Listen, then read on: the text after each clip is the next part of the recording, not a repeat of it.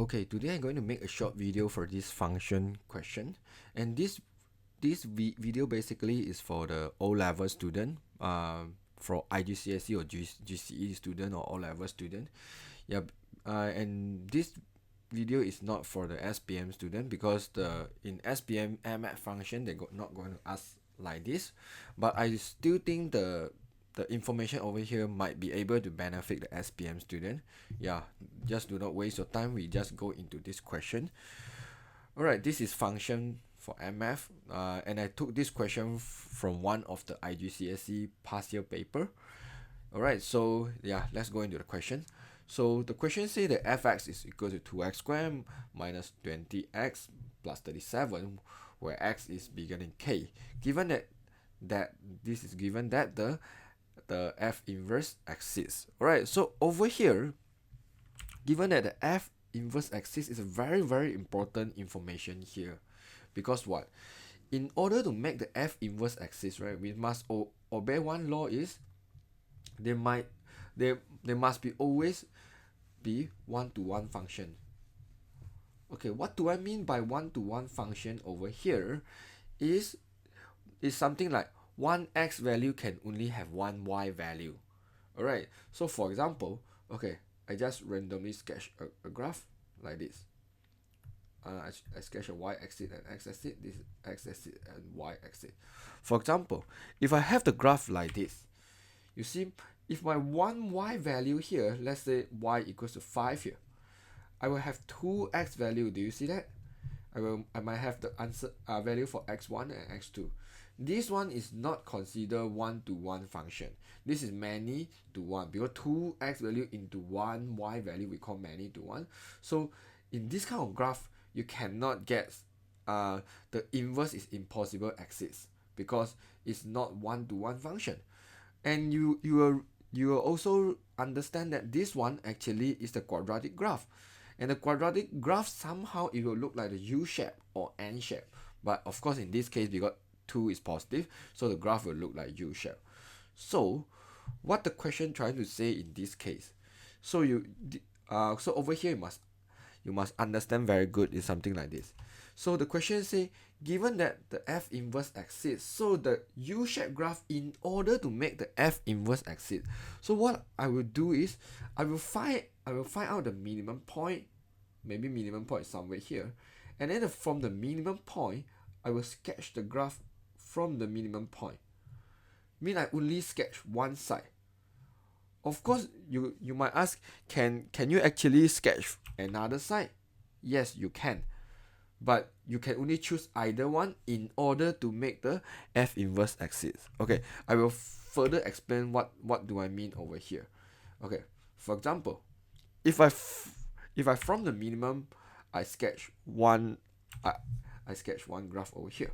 So this one is from the minimum point, and I sketch my graph like this. This graph over here is only one-to-one function, because it's only one x value will into, you see, any one x value I will have one y value only. Any one x value here, maybe x1, x2, I will have another y value. This is y1, y2, just for example. Alright, so this is how to make the quadratic function to have the one-to-one function. Mean you only take part of it, and then when you take part of it, a very important information is we will separate the function from the minimum or maximum point. From the minimum or maximum point. Of course, in this graph is minimum, because maximum the graph might look like this. Alright, this is something very important, and you might ask, why should you choose the minimum value? Okay, if you do not want to choose minimum value, you randomly choose one of the value. Okay, your graph might look like this. This is not one-to-one, because what? You see, one y value, you have two x value. Okay, even you cut here shorter a bit, this is still not one-to-one, because what? Same thing. Still possible one y value, you have two x value here. Alright, so we always take from the minimum value. Just make sure if from the minimum value to one direction is always only have one-to-one function. Alright, this is something you will need to understand for inverse function. Alright, so yeah, just do not waste your time. I think I spent too much time over here. So find the least values of k. Okay, because the graph say x must bigger than k, so, and this one, in order to make the f inverse exist, so I can only sketch my graph, I can only sketch my graph like this. Means from the minimum, let's say this is 5, then I will continue. I will have 6, 7, 8, 9, 10. But the 5 itself is the minimum value. Let's say lah, of course this is 5, just a random number come out on my mind. So over here, I will need to know the minimum coordinates. So in order to solve the part 1, I will need to know the minimum coordinate. And in the MF, we actually have two methods to find the minimum value. So we will have two values to find the minimum value. The first method is we actually using the completing the square. Completing the square. And then the second method, in order to find the minimum or maximum value, we can do dy dx equals to 0. Or in this case, because you have fx, you differentiate fx, you will get 0. You only have these two methods for you to find the least value, or somehow we call it minimum value. Alright, but then, okay, if in order to use the second method, you must at least you will know what is your x value. Normally, question will tell you it will passing through the coordinate 1, 2, x equals to 1. Or sometimes the question will straight away give you the x value. So if the question don't give you any x value, most of the time I will choose the first method, completing the square. And in fact, in this question, you should use the completing the square method, mean the first method. Right, so I'm going to use the completing the square methods to find my minimum value, and then I can get the least values of k. So of course over here, I hope you know how to do the completing the square. So first thing, I'll factorize the x the 2 out. I just make sure the coefficient of x squared become 1. And then I will factorize from the first two term only. Okay, plus 37. Then the next thing I will do is I will copy the first one and then copy the second one, and then over here I will plus something square minus back something square, and then close bracket plus 37. Right, the bracket inside the bracket here, you just do something like b divided by 2. In this case, b is negative 10. Negative 10 divided by 2, it will be negative 5 and negative 5. Right, so and then the next step you're going to do is basically you just combine the first three terms. It will become something bracket square. Right, so yeah, you will have something like this. So over here, when you combine it, what you will do is only x and negative 5 you have square, right? So you just write x minus 5. Because after you expand x minus 5 square, basically you will get back x squared minus 10x plus 25. Alright, this is how we factorize these three terms. Right, then I will continue. This is minus 25 plus 37. And last step, basically I multiply 2 into both. Mean I multiply 2 into the first one and the second one. So this is x minus 5 square minus 50 plus 37. Then I just do the one last step, which is x minus 5 square. I simplify the constant value here. I will get negative 13. So this is completing the square. Of course, when you do the completing the square, you must know how to take the minimum point or maximum point from the completing the square. So from here, the first information I have is this is positive 2. So I will get my minimum value. Okay, second, I can take the coordinate x is from the bracket square here. So if this is x minus 5, you will get positive 5. Just opposite symbol. Okay, and then my y value basically from the last part here, which is negative 13. Now, if I got my minimum coordinates, that means my graph basically will look like this from the minimum here going up. And then the point here will be 5 and negative 13.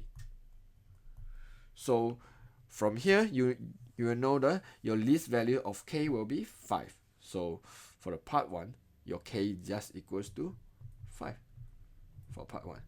Right, so yeah, so important that you know how to do a completing a square, and then after you know how to do a completing a square, you should know how to take the information from the completing the square. Alright, okay, I just add something extra. Okay, so if in this case, the question asks you to find the range of f. range of the function fx.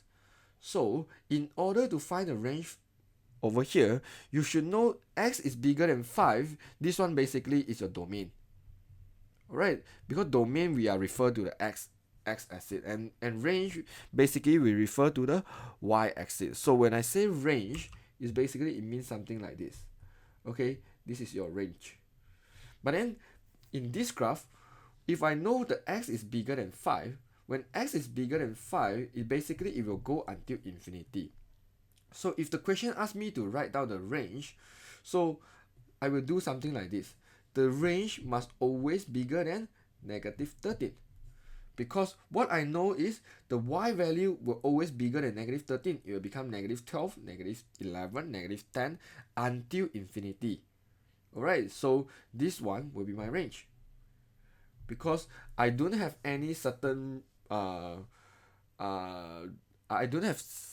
any certain range of domain over here. Okay, so this is how we do the range for fx. Alright, so yeah, I will explain this one further later, because yeah, I'm not going to make this video very long. Right, so okay, so I will mark down some information here first, because I want to erase everything. The minimum coordinate is 5, -13. This is my minimum coordinate. Right, then I'm going to erase all this. Alright, so then we're going to go into the second part. Maybe we'll need this equation, I'm not sure, so I just do not erase this equation first. Okay, so oops, this is 5. Right, then the second part, the question asks us to sketch the fx and f inverse in the same diagram. Basically in the exam, the graph is actually provided. Okay, so it's quite easy to sketch. If you understand, the graph basically will look like this.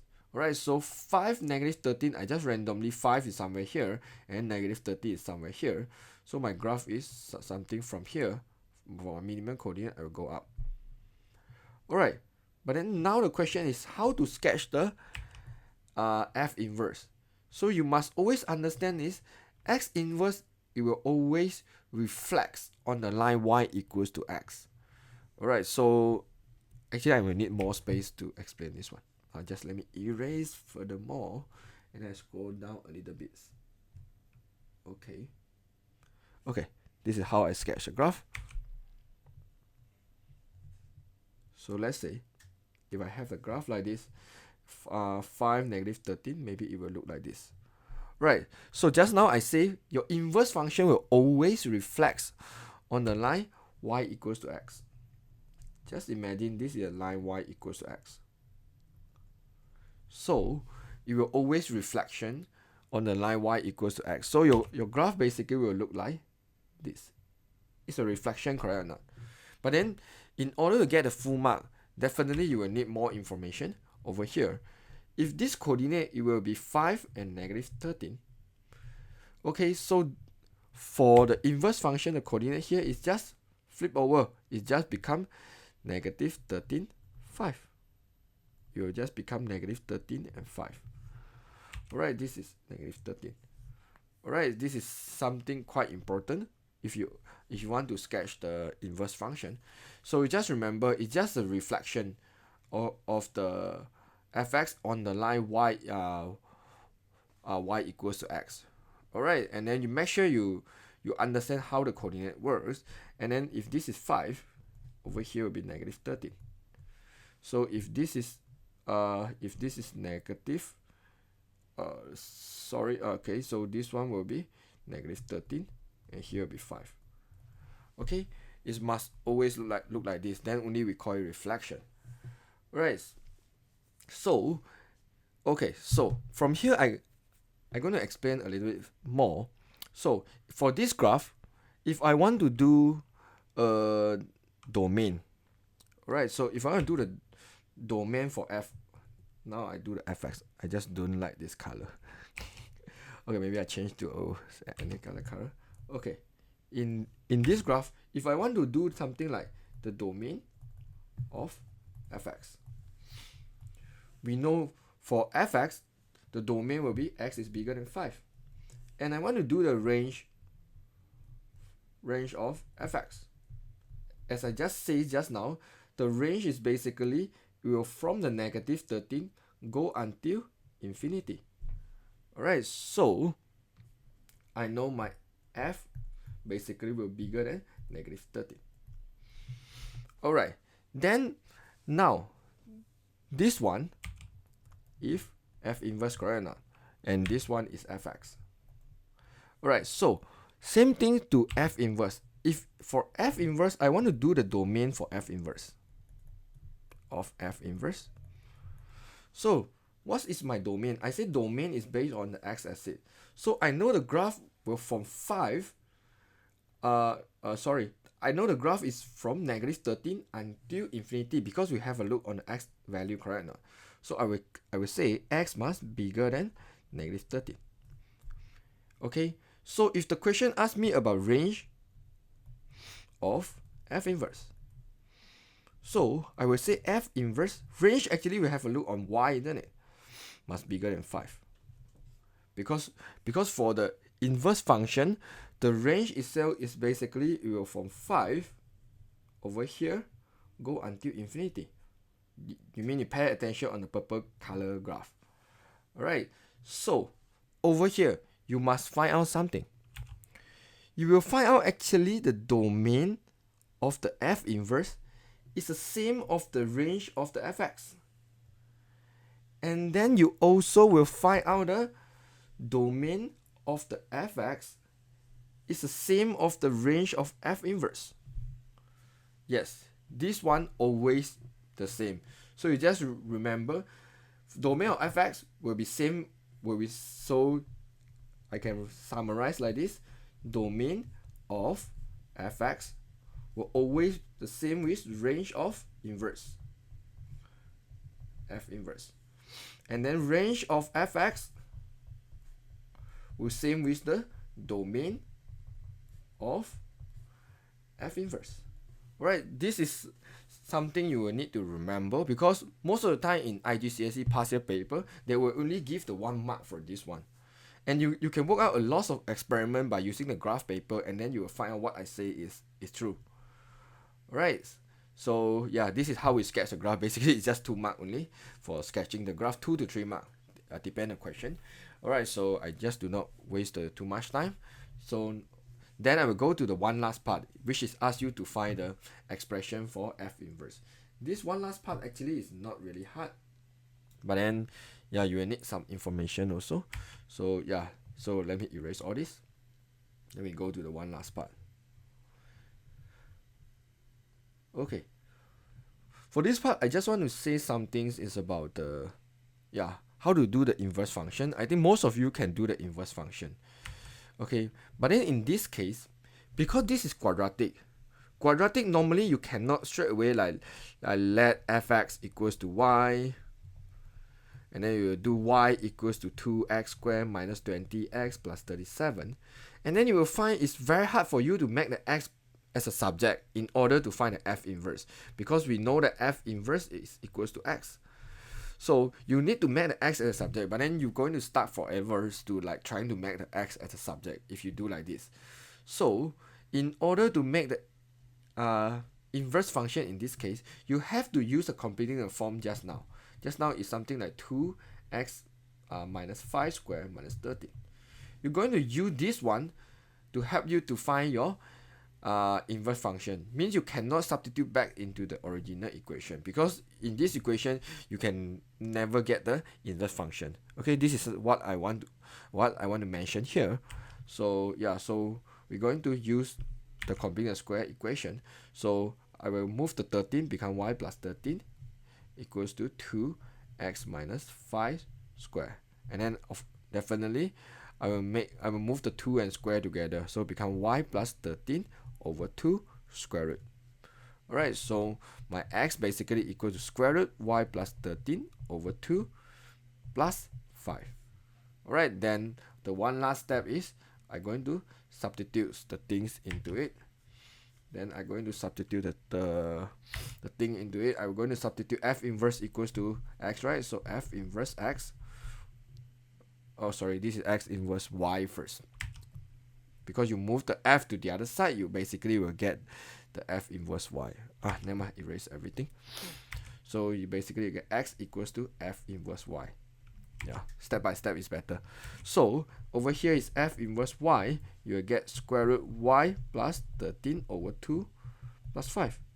So therefore, f inverse x, you basically will get square root x plus 13 over 2 plus 5. Alright, this is how we obtain the expression of f inverse. Alright, yeah, I think I just make this video become like too long. Anyways, I just trying to like explain all the important things about domain and range of function, how to sketch the graph, how to use the completing the square to do the inverse function, how to use the completing the square to find the maximum and minimum point, and what's the question trying to say when it says inverse exists. Because whenever you see the word inverse exists in the function, always do the completing the square first. Okay, sometimes the question will not say the inverse exists. Sometimes the question might say it is a one-to-one function. Okay, or sometimes it might say it's a 1-1 function. Okay, 1-1 function always mean it cannot accept U shape, alright, or cannot accept like C shape, because this is like one to many, 1x value to 2y value, 1x value to 2y value. This one not even a function, because in order to call function, we can only have 1-to-1 and many-to-1. Alright, so you just remember just one last thing I mentioned here. In order to call it as a function, you only have two types, which is 1-to-1, and the second one is many-to-1. When I say many-to-1 over here, I'm trying to say is it can be many x value into one y value. Alright, cannot be many y value into one x value. That one is called one to many. So this is many to one. Both of this is calling function, but then if the question asks about inverse function, only the first one can be inverse. Okay, the second one cannot be inverse. Okay, this is something extra, because sometime one of the past year question actually asks you to determine which one is function and which one is the inverse function. Right? Yeah, this is everything about function for O level. I hope you enjoy this video. And yeah, please give me a thumb up if you enjoy it. If you have any question, please post a comment below. Anyway, thanks for watching.